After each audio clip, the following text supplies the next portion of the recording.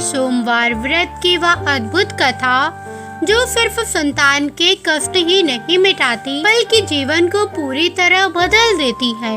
क्या आप जानते हैं, एक स्त्री ने 12 सालों तक संतान की कामना की, हर सोमवार व्रत किया और हर आंसू उसके हृदय में दर्द की आग लगा देते थे। लेकिन फिर हुआ कुछ ऐसा जिसे ये जानकर हर माँ की आंखें भर आएंगी।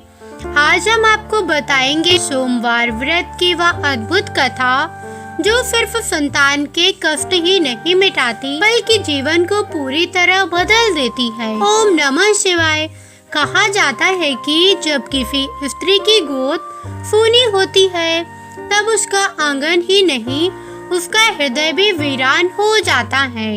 हंसती हुई दुनिया के बीच वह मुस्कुराती तो है, पर हर मुस्कान के पीछे एक अनकहा दर्द छिपा होता है। ऐसी ही एक स्त्री थी जिसका नाम था अनुसुईया। देखने में साधारण, पर भीतर से वह हर पल एक अदृश्य आग में जल रही थी। विवाह को 12 वर्ष बीत चुके थे। घर में धन धान्य की कमी नहीं थी। पति स्नेही था, सास ससुर भी अच्छे थे, पर एक कमी थी जिसने उसके जीवन को अधूरा बना दिया था, संतान का अभाव। हर सोमवार जब मंदिर की घंटियां बजती तब अनुसुईया के हृदय में एक टीस उठती। वह शिवलिंग के सामने खड़ी होकर भगवान शिव को देखती और सोचती, हे भोलेनाथ, सब कुछ दिया पर माँ बनने का सुख क्यों नहीं दिया। समाज की नजरें धीरे धीरे तीर बन गई थी। कोई सीधे कुछ नहीं कहता था, पर हर त्योहार पर बच्चों की किलकारियों के बीच उसकी चुप्पी सब कुछ कह देती थी। सावन का महीना आता, हरियाली तीज पर महिलाएं झूला झूलती, गीत गाती और बच्चों की बातें करती, और अनुसुईया एक कोने में बैठकर केवल मुस्कुराती रहती। रात को जब सब सो जाते तब वह तकिए को भिगो देती ताकि कोई उसके आंसू ना देख ले। कई वैद्य, कई पूजा पाठ, कई दान पुण्य किए, पर गोद अब भी सूनी थी। धीरे धीरे उसका विश्वास डगमगाने लगा, पर भीतर कहीं एक कोना ऐसा था जहां शिव जी पर आस्था अभी भी सांस ले रही थी। एक सोमवार की भोर में जब आकाश हल्का सा केसरिया हो रहा था, अनुसुईया की आंख अचानक खुल गई।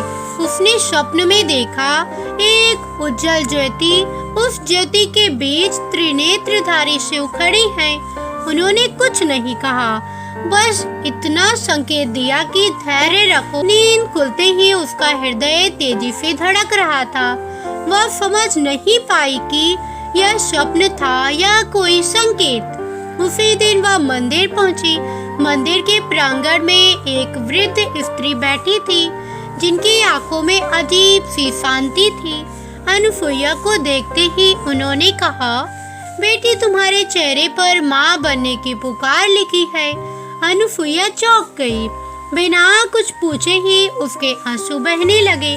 उस वृद्ध ने उसे अपने पास बैठाया और सोमवार व्रत की महिमा बतानी शुरू की। उन्होंने कहा कि यह व्रत केवल उपवास नहीं है, यह धैर्य, संयम और पूर्ण समर्पण की साधना है। जब एक स्त्री पूरे मन, वचन और कर्म से शिव को अपना दुख सौंप देती है, तब महादेव उसे खाली हाथ नहीं लौटाते। उन्होंने सोमवार व्रत का विधान समझाया, कैसे सूर्योदय से पहले उठकर स्नान करना है, कैसे मन में छल न रखते हुए केवल संतान की नहीं बल्कि सद्बुद्धि वाली संतान की कामना करनी है, कैसे हर सोमवार शिवलिंग पर जल, दूध, बेलपत्र और अक्षत अर्पित करना है। वृद्ध की बातें अनुसुईया के हृदय में उतरती चली गई, जैसे सूखी धरती पर पहली वर्षा। उसी दिन से अनुसुईया ने संकल्प लिया। पहला सोमवार था, व्रत का पहला कदम। सुबह स्नान करके उसने स्वच्छ वस्त्र पहने, घर में दीप जलाया और मन ही मन शिव का नाम जपती रही। भूख तो लगी पर उसे अधिक मन में एक अजीब सी शांति थी। मंदिर जाकर जब उसने शिवलिंग पर जल चढ़ाया तब उसकी आंखों से आंसू बह निकले। वह आंसू दुख के नहीं थे, वे विश्वास के थे। उसने शिव से कोई जिद नहीं की, बस इतना कहा, हे नाथ, अगर मैं इस योग्य हूँ तो मुझे माँ बनने का सौभाग्य दीजिए, और अगर नहीं तो मुझे सहने की शक्ति दीजिए। दिन बीतते गए, सोमवार आते गए। हर सोमवार उसका विश्वास थोड़ा और गहरा होता चला गया, पर परीक्षा अभी बाकी थी। जैसे जैसे व्रत आगे बढ़ा, वैसे वैसे जीवन की कठिनाइयां भी बढ़ने लगी। पति का व्यापार अचानक घाटे में चला गया, घर में तनाव बढ़ गया। कुछ लोगों ने ताने देने शुरू कर दिए कि व्रत करने से क्या होगा। कई बार अनसुईया का मन टूटा, पर हर बार उसने शिवलिंग के सामने सिर रख कर अपने आंसू बहा दिए। उसे लगता जैसे कोई अदृश्य हाथ उसके सिर पर हाथ रख कर कह रहा हो, बस थोड़ा और। एक ऐसा भी सोमवार आया जब उसका शरीर कमजोर था, बुखार था, आंखों के सामने अंधेरा छा रहा था। सास ने कहा, आज व्रत मत रखो। पति ने भी मना किया, पर अनसुईया ने कांपते हाथों से जल भरा और मंदिर की ओर चल पड़ी। हर कदम भारी था पर मन अडिग। शिवलिंग के सामने पहुंचते ही वह मूर्छित होकर गिर पड़ी। जब होश आया तब उसने देखा कि मंदिर का पुजारी उसके सिरहाने बैठा है और कह रहा है, बेटी, तुम्हारी भक्ति स्वीकार हो चुकी है। उस दिन के बाद से अनसुईया के जीवन में कुछ बदलने लगा।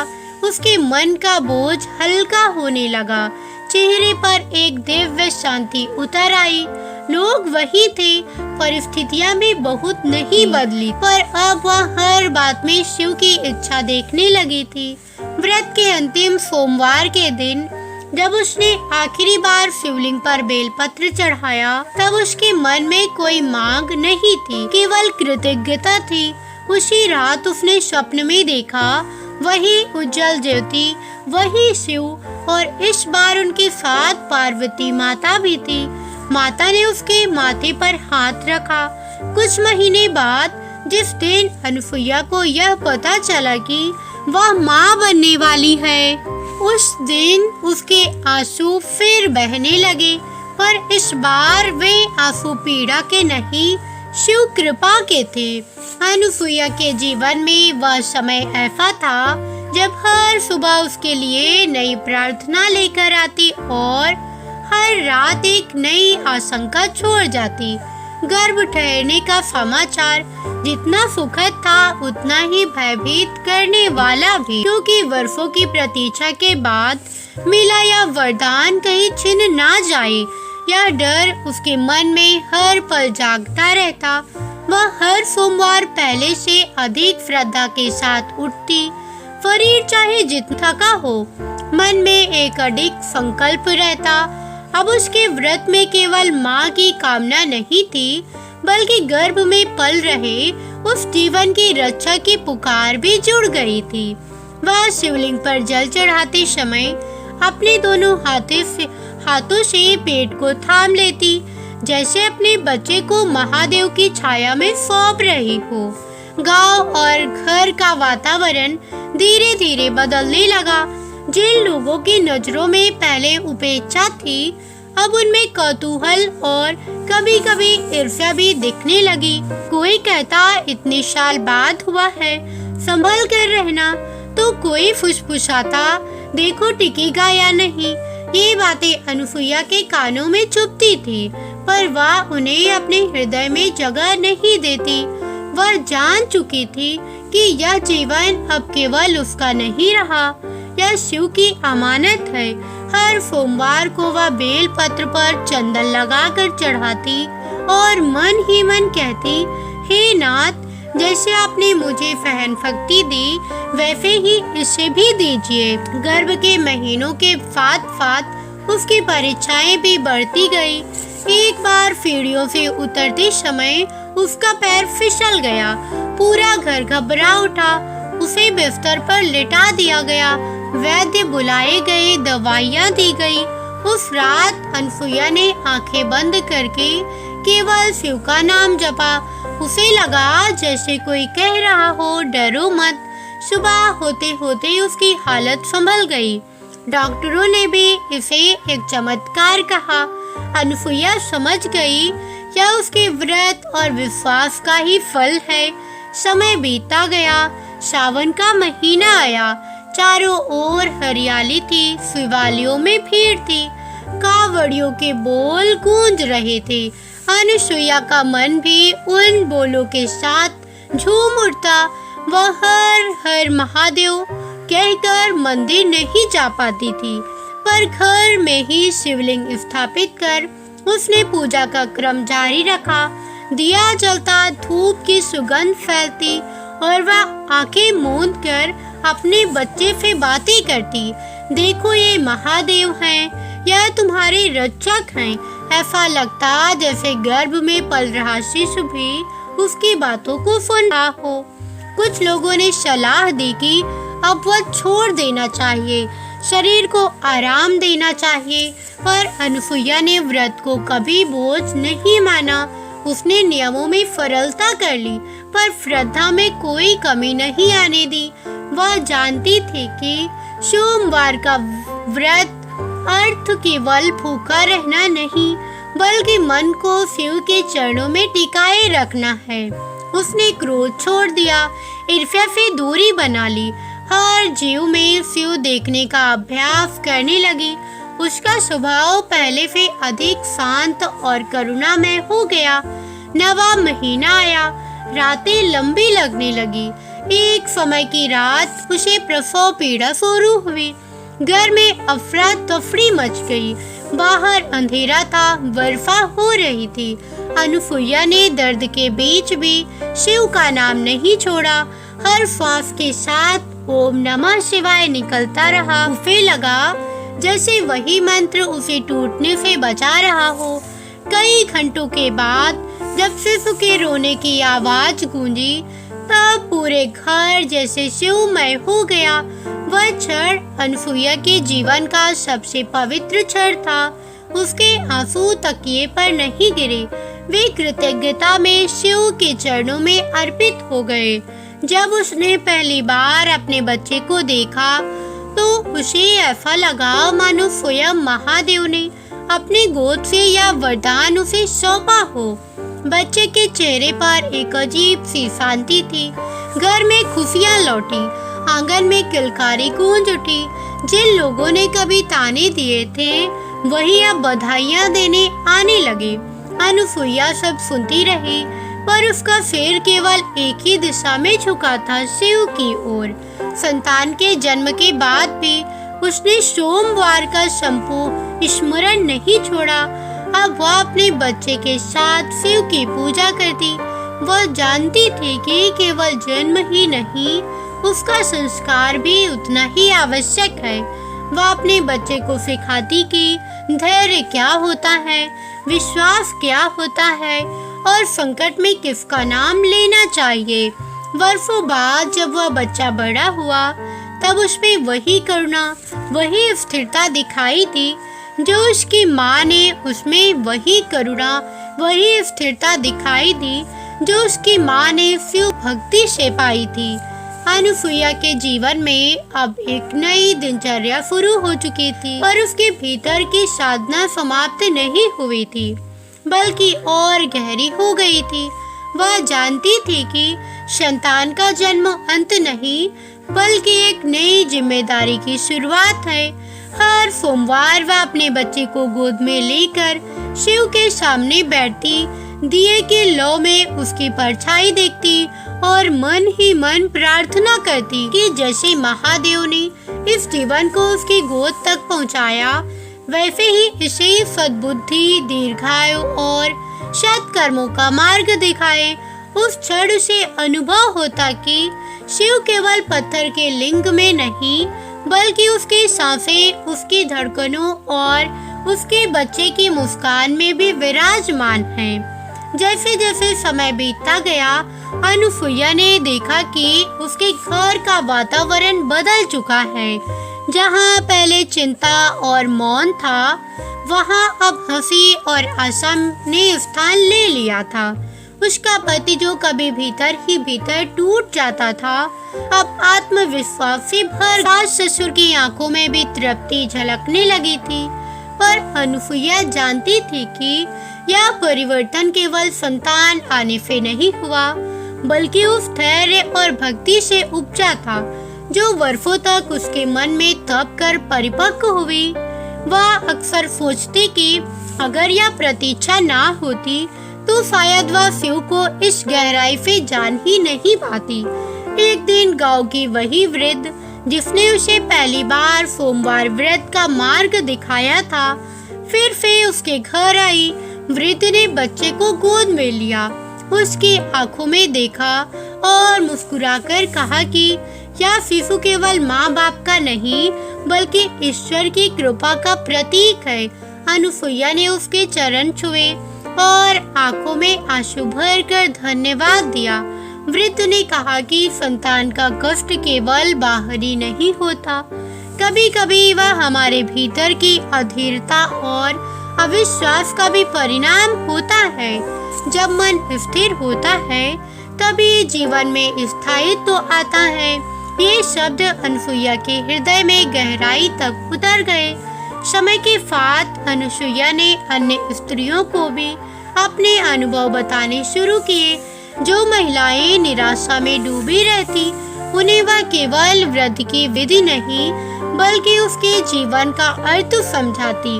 वह कहती कि सोमवार व्रत शिव को प्रसन्न करने का उपाय भर नहीं, बल्कि स्वयं को बदलने की परिक्रमा है। जब हम क्रोध, ईर्ष्या और तुलना छोड़ देती हैं, तब हमारे भीतर एक नई ऊर्जा जन्म लेती है। कई स्त्रियों ने उसके मार्ग पर चलकर अपने जीवन में शांति पाई। किसी को संतान सुख मिला, किसी को मानसिक बल मिला।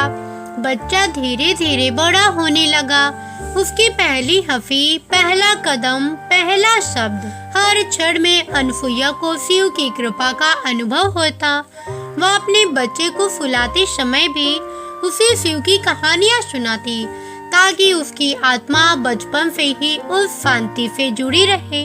उसे लगता कि जिस तरह उसने वर्षों का शिव का नाम जपा, उसी तरह यह नाम उसके बच्चे के जीवन में भी रक्षा कवच बनकर रहेगा। कभी कभी अनुसुईया पुराने दिनों को याद करती, जब हर सोमवार उसका दिल भारी होता था। अब वही सोमवार उसके लिए उत्सव बन गया था। वह जान चुकी थी कि दुख के बिना सुख का अर्थ समझ में नहीं आता।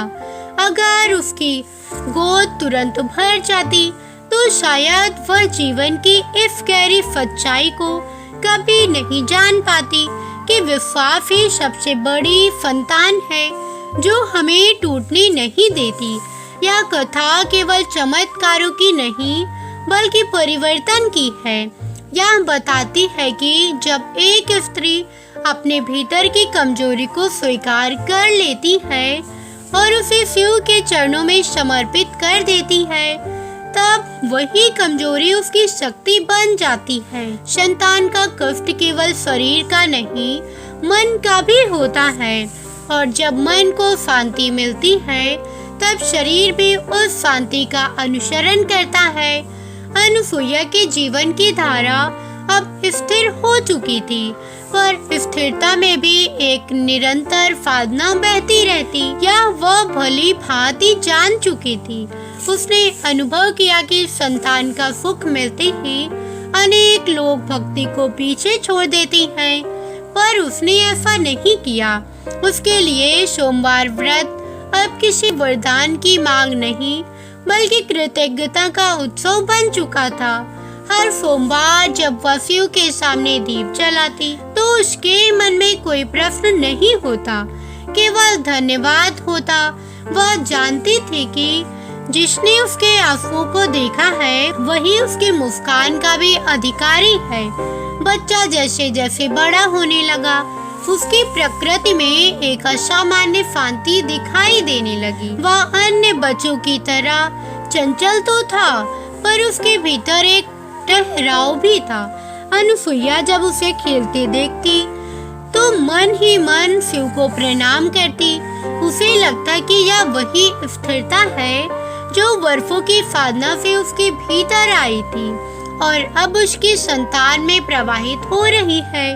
वह समझ गई थी कि संतान केवल शरीर से नहीं, संस्कारों से भी जन्म लेती है। एक बार गांव में भयंकर महामारी फैली, कई घरों में भय और शोक छा गया। अनुसुईया का मन भी कांप उठा, पर उसने डर को अपने ऊपर हावी होने नहीं दिया। वह अपने बच्चे को गोद में लेकर शिव का स्मरण करती और पूरे गांव के लिए प्रार्थना करती। आश्चर्य की बात यह थी कि उसका बच्चा पूरी तरह सुरक्षित रहा। लोगों ने फिर संयोग कहा, पर अनुसुईया जानती थी कि यह उसे विश्वास का फल जो उसने वर्षों तक अपने हृदय में संजोया था। संकट के समय उसका धैर्य ही उसकी सबसे बड़ी ढाल बन गया। धीरे धीरे लोग उसके घर आने लगे, अपनी व्यथा सुनाने लगे। कोई संतानहीन था, कोई संतान होते हुए भी मानसिक शांति से वंचित था। अनुसुईया सबकी बात ध्यान से सुनती और फिर बस इतना कहती कि शिव से सौदा मत करो, स्वयं को उनके हवाले कर दो। वह बताती कि व्रत का अर्थ यह नहीं कि ईश्वर को बाध्य किया जाए, बल्कि स्वयं को बदलने का साहस किया जाए। कई लोगों के चेहरे पर उसकी बातें सुनकर पहली बार आशा की किरण दिखाई देती। समय ने अनुसुईया को यह सिखाया कि संतान का कष्ट केवल एक परीक्षा होता है, अंतिम सत्य नहीं। जीवन में जो खालीपन होता है वह हमें भीतर झांकने का अवसर देता है। अगर उस खालीपन को शिकायतों से भर दिया जाए तो पीड़ा बढ़ती है, पर अगर उसे विश्वास से भर दिया जाए तो वही खालीपन सृजन का कारण बन जाता है। अनुसुईया के जीवन में यही हुआ था। एक सोमवार की संध्या जब उसका बच्चा उसके पास बैठा था, उसने मासूमियत से पूछा, माँ, आप हर सोमवार दीप क्यों जलाती हैं? अनुसुईया ने उसे सीने से लगाया और कहा, क्योंकि इसी दीप की रोशनी में मुझे तुम्हारा रास्ता दिखाई दिया था। उस क्षण उसकी आंखें नम हो गई, पर होठों पर संतोष की मुस्कान थी। उसने महसूस किया कि उसकी पूरी यात्रा, उसका हर आंसू, हर व्रत, हर प्रतीक्षा और परीक्षा सब एक क्षण के लिए ही थे। यह कथा हमें यह स्मरण कराती है कि संतान का कष्ट केवल कितना भी गहरा क्यों ना हो, वह स्थायी नहीं होता। स्थायी होता है विश्वास, जो हमें हर अंधकार में राह दिखाता है। सोमवार व्रत उस विश्वास को जगाने का माध्यम है। जब एक स्त्री पूरे मन से शिव को अपना साक्षी बना लेती है, तब उसका जीवन स्वयं एक जीवित कथा बन जाता है, जो दूसरों के लिए आशा का दीप बनती है। समय की गति कभी रुकती नहीं, पर कुछ यात्राएं ऐसी होती हैं जो चलते चलते भीतर एक स्थायी प्रकाश छोड़ जाती हैं। अनुसुईया के जीवन में भी वही हुआ। उसके लिए अब हर अनुभव एक सीख बन चुका था। वह समझ गई थी कि संतान का कष्ट केवल माँ बनने की आकांक्षा नहीं होता, बल्कि यह आत्मा की परीक्षा होती है। क्या हम अधीर होकर टूट जाएंगे या धैर्य रखकर स्वयं को निखारेंगे? सोमवार व्रत ने उसे यही सिखाया था कि ईश्वर हमारे धैर्य को परखती है, हमारी भावनाओं को नहीं। बच्चे के बड़े होने के साथ साथ अनुसुईया की दृष्टि भी और व्यापक हो गई। अब वह केवल अपने घर तक सीमित नहीं रही, वह हर उस स्त्री के दर्द को समझने लगी थी जिसकी गोद सूनी थी या जिसका मन भय से भरा था। वह जानती थी कि समाज के ताने शरीर से नहीं, आत्मा से टकराती हैं। इसलिए वह जब भी किसी निराश स्त्री से मिलती तो पहले उसे चुपचाप गले लगा लेती। उस आलिंगन में वह सब कह देती थी जो शब्द नहीं कह पाते। उसके लिए यह भी प्रकार की सेवा थी, शिव की सेवा। एक बार सावन के सोमवार को वह अपने बच्चे के साथ मंदिर गई। मंदिर में वही घंटियों की ध्वनि थी, वह धूप की सुगंध, वही शांत वातावरण, पर इस बार उसका हृदय अलग था। उसने शिवलिंग के सामने सिर झुकाया और मन ही मन कहा कि जो स्त्री आज इस मंदिर में आंसू लेकर आई है, उसके आंसू भी सुने जाएं। उस क्षण उसे लगा जैसे उसकी प्रार्थना केवल उसके लिए नहीं बल्कि सभी पीड़ित हृदयों के लिए स्वीकार हो रही है। उसका मन हल्का हो गया, जैसे किसी ने भीतर से बोझ को हटा दिया हो। धीरे धीरे अनुसुईया के घर को लोग शांति का घर कहने लगे। वहाँ बैठने मात्र से मन को सुकून मिलता था।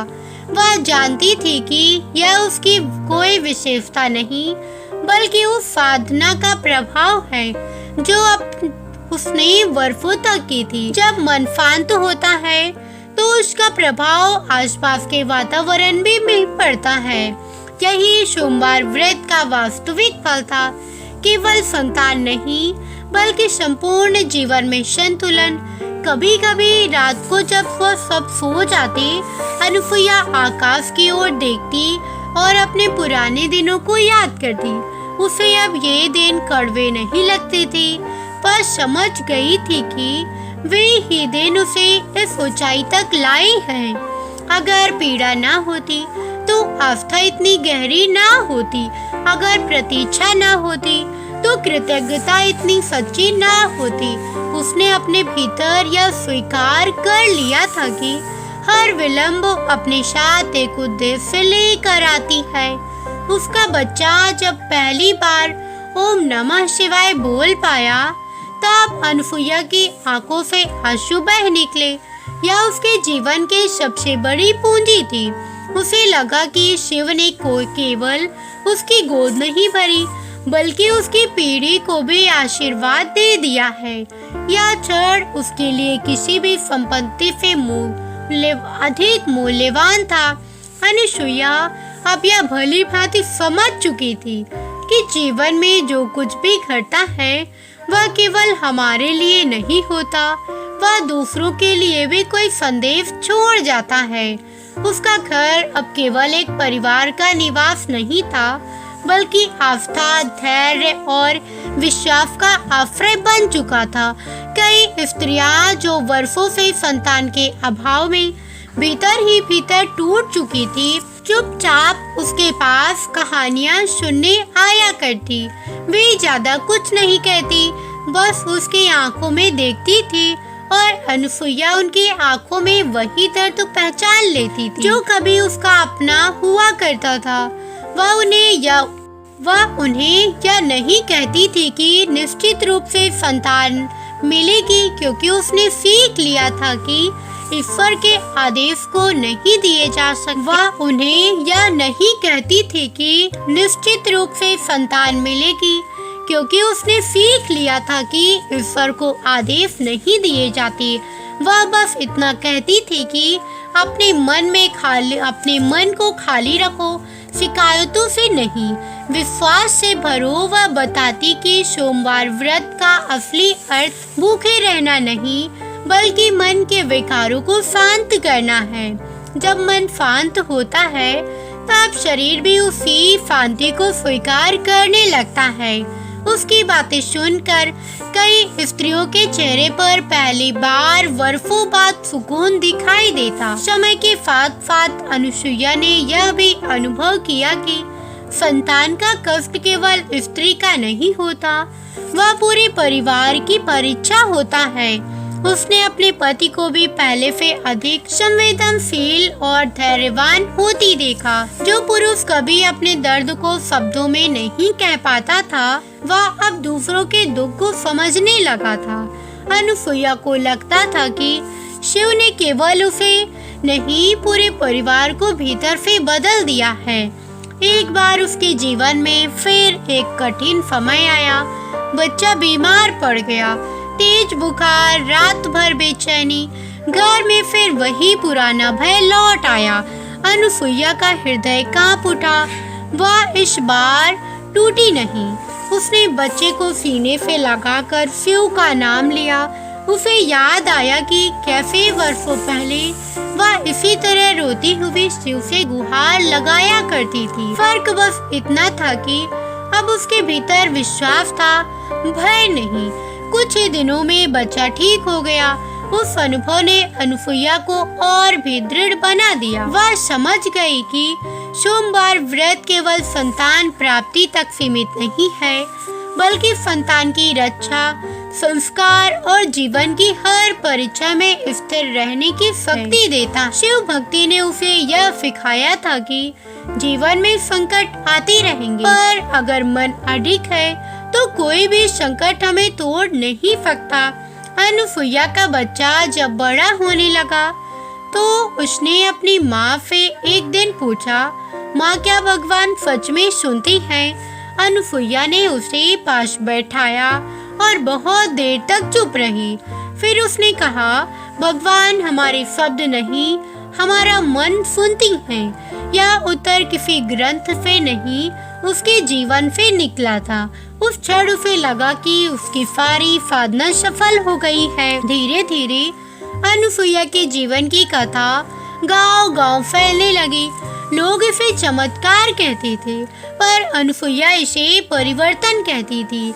उसके लिए यह कथा इस बात का प्रमाण थी कि जब मनुष्य अपने अहंकार, अधीरता और निराशा को त्याग देता है, तब ईश्वर के लिए मार्ग अपने आप खुल जाता है। सोमवार व्रत उस मार्ग पर चलने का एक साधन मात्र था। समय बीतता गया और अनुसुईया का जीवन अब पूर्ण रूप से बदल चुका था। उसके भीतर अब वही स्त्री नहीं थी जो वर्षों पहले निराशा और अकेलेपन के दर्द में डूबी रहती। वह अब एक ऐसी महिला बन चुकी थी जो अपने अनुभवों और साधना से दूसरों के लिए प्रेरणा बन गई। उसका घर अब केवल निवास नहीं, बल्कि विश्वास और भक्ति का केंद्र बन गया। हर सोमवार की सुबह जब दीप जलते और बेलपत्र चढ़ाई जाती, तब उसकी आंखों में केवल भक्ति की चमक होती और उसके बच्चे की हंसी में शिव की कृपा झलकती। अनुसुईया समझ चुकी थी कि संतान केवल भौतिक उपहार नहीं होती, बल्कि यह जीवन की परीक्षा का प्रतीक भी है। वह जान चुकी थी कि दुख और कठिनाइयां केवल हमारे भीतर की शक्ति और धैर्य को परखने के लिए आती हैं। यही कारण था कि उसने अपने जीवन में हर सोमवार का व्रत न केवल अपने लिए, बल्कि भविष्य में आने वाली पीढ़ियों के लिए भी रखा। उसका बच्चा जब बड़ा हुआ, तब उसमें भी वही स्थिरता, वही करुणा और वही विश्वास दिखने लगा जो उसकी माँ में वर्षों तक साधना और व्रत से अर्जित किया था। गांव में अब उसकी एक अलग पहचान बन गई थी। लोग केवल उसके बच्चे के लिए नहीं, बल्कि उसके जीवन में दृढ़ विश्वास और धैर्य के लिए उसकी प्रशंसा करती। स्त्रियां उसकी सीख लेने आती और अनुसुईया उन्हें कहती कि संतान का कष्ट केवल धैर्य और समर्पण से नहीं मिट सकता। वह उन्हें समझाती कि सोमवार व्रत केवल उपवास नहीं है, वह आत्मा की परीक्षा है और जिस दिन आप अपनी पीड़ा और चिंता को ईश्वर के चरणों में समर्पित कर देती हैं, उसी दिन समाधान की शुरुआत होती है। एक बार सावन के अंतिम सोमवार को जब अनुसुईया मंदिर पहुंची, उसने देखा कि वही वृद्ध जिसने वर्षों पहले उसे व्रत की विधि सिखाई थी, उसके सामने खड़ी है। वृद्ध ने उसकी आंखों में देखा और मुस्कुराते हुए कहा, बेटी, तुम्हारा विश्वास और धैर्य अब तुम्हारे परिवार और गांव के लिए आशीर्वाद बन चुका है। जिस पीड़ा ने तुम्हें तोड़ा, वही अब दूसरों के लिए प्रकाश का स्रोत बन गई है। अनुसुईया की आंखों में आंसू फिर से आ गए, पर इस बार वे केवल संतोष और कृतज्ञता के नहीं थे। अनुसुईया ने अपने भीतर महसूस किया कि संतान का जन्म केवल शरीर का नहीं बल्कि आत्मा और मन की भी सुरक्षा का संदेश है। उसने अपने बच्चे को हमेशा यही सिखाया कि विश्वास, धैर्य और भक्ति ही जीवन की सबसे बड़ी शक्ति है। उसकी कथा आज भी गांव की प्रत्येक स्त्री के दिल में एक दीप की तरह जलती रहती है, जो यह याद दिलाती है कि संकट चाहे कितना भी बड़ा क्यों ना हो, ईश्वर की कृपा और संकल्प की शक्ति से हर अंधकार दूर किया जा सकता है। हर सोमवार की सुबह जब दीप जलते हैं, बेलपत्र चढ़ते और शिव का नाम लिया जाता है, अनुसुईया के घर से एक ही संदेश निकलता, विश्वास रखो, धैर्य रखो और शिव के चरणों में दुख को सौंप दो, क्योंकि उनका प्रकाश हर अंधकार को मिटा देता है। ओम नमः शिवाय। समय बीतता गया और अनुसुईया ने हर कठिनाई को अपने भीतर की शक्ति और शिव भक्ति के माध्यम से पार किया। उसका घर अब केवल उसका नहीं बल्कि विश्वास और धैर्य का प्रतीक बन चुका था। उसका बच्चा स्वस्थ और तेजस्वी था, पर सबसे बड़ी उपलब्धि यह थी कि अनुसुईया स्वयं एक शांत, धैर्यशील और करुणामय महिला बन चुकी थी। उसके जीवन की कठिनाइयाँ अब केवल यादें बनकर नहीं रह गई थी और उसके अनुभवों से कई स्त्रियां प्रेरणा लेने लगी।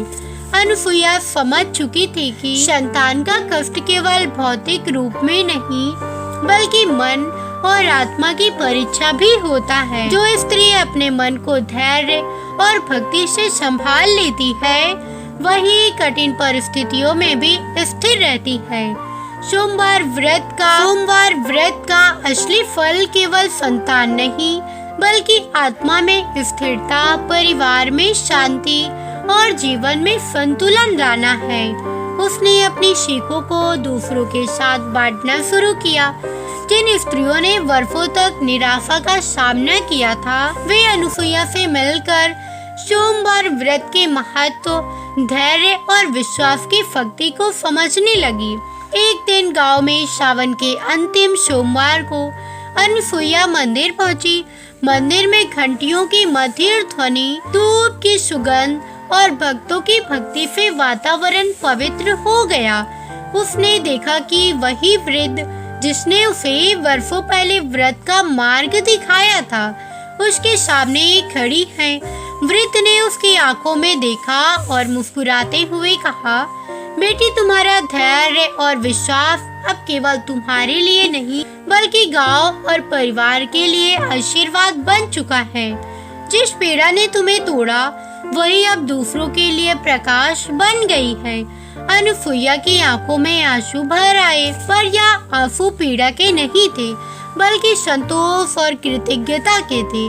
उसने महसूस किया कि जीवन में आने वाला हर संकट, हर कठिनाई, हर प्रतीक्षा केवल हमारी आत्मा को मजबूत करने के लिए होता है।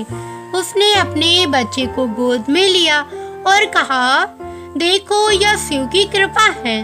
उन्होंने हमें केवल संतान नहीं दी बल्कि यह भी सिखाया कि विश्वास और धैर्य से हर कठिनाई पार की जा सकती। अब अनुसुईया हर सोमवार दीप जलाती, बेल पत्र चढ़ाती और शिव का स्मरण करती। उसकी घर अब एक ऐसा स्थान बन गया था जहां आस्था, भक्ति और विश्वास का प्रकाश हर ओर दिल को छूता रहे। कई महिलाएं उसकी कथा सुनकर प्रेरित हुई और अपने जीवन में धैर्य और भक्ति को अपनाने लगी। अनुसुईया ने समझ लिया कि व्रत का असली महत्व केवल संतान प्राप्ति नहीं बल्कि जीवन को शिव के चरणों में समर्पित करना है और अपनी मानसिक शक्ति को मजबूत करना है। जब उसका बच्चा बड़ा हुआ, उसने अपनी माँ से पूछा, माँ, क्या भगवान सच में सुनती हैं? अनुसुईया ने उसे पास बैठाया और बहुत देर तक चुप रही। फिर उसने कहा, भगवान हमारे शब्द नहीं, हमारे मन और भावनाओं को सुनती हैं। हमारा मन सच्चा है, निष्ठावान होता है वही दिन हमारे जीवन में चमत्कार लेकर आता है। उस क्षण बच्चा भी समझ गया कि सब विश्वास ही जीवन की सबसे बड़ी शक्ति है। अनुसुईया की कहानी अब केवल एक व्यक्तिगत अनुभव नहीं, यह गांव और आसपास के क्षेत्रों में प्रेरणा का स्रोत बन चुकी थी। उसकी कथा यह बताती है कि संतान का कष्ट चाहे कितना भी बड़ा क्यों न हो, अगर स्त्री धैर्य, श्रद्धा और विश्वास के साथ व्रत करती है तो शिव उसे केवल संतान ही नहीं बल्कि जीवन की हर परीक्षा में सफलता और शांति प्रदान करती है। अंत में यह कथा हमें यह संदेश देती है कि विश्वास रखो, धैर्य रखो और हर संकट को शिव के चरणों में समर्पित कर दो। संतान का कष्ट चाहे कितना भी गहरा क्यों ना हो, ईश्वर की कृपा और भक्ति से वह निश्चित रूप से मिट जाता है। सोमवार व्रत केवल व्रत नहीं, यह आत्मा की परीक्षा, जीवन की साधना और शिव की कृपा पाने का मार्ग है। यह थी संपूर्ण सोमवार व्रत की चमत्कारिक और दिव्य कथा। कैसी लगी कमेंट करके जरूर बताइएगा। साथ ही वीडियो को लाइक, चैनल को सब्सक्राइब अवश्य करिएगा। जय बजरंगबली, राम राम।